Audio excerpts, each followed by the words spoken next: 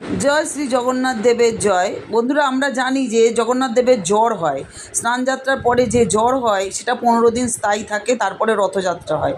এই জগন্নাথ দেবের জ্বর বলতে বোঝায় পুরীর জগন্নাথ মন্দিরে বার্ষিক রথযাত্রা উৎসবের আগে জগন্নাথ, বলরাম এবং সুভদ্রা 108 কলসির জলে স্নান করেন, তারপরে তাদের জ্বর এসে যায়, সেটা 15 দিন অবধি স্থায়ী হয়। এই 15 দিন দেবতারা বিশ্রাম নেন এবং ভক্তরা তাদের দর্শন করতে পারেন না, তাই মন্দির বন্ধ থাকে। এই সময়টিকে অনশর বা অসুস্থতার পর্ব বলা হয়। এই জ্বর আসার কারণ হলো স্নানযাত্রার সময় অতিরিক্ত স্নানের কারণে দেবতারা অসুস্থ হয়ে পড়েন, আর এই 15 দিন তাদের বিশেষ পুজো এবং সেবা হয়, সাথে পথ্য হিসাবে ভেষজ তেল এবং পাচন দেওয়া হয়।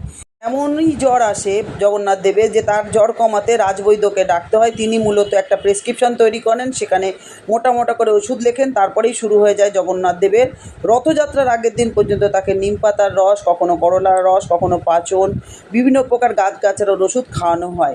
তাকে কিন্তু এই সময় 56 ভোগও দেওয়া হয় না। এই যুগ যুগ ধরে চলে আসছে এই রীতি। জয় জগন্নাথ।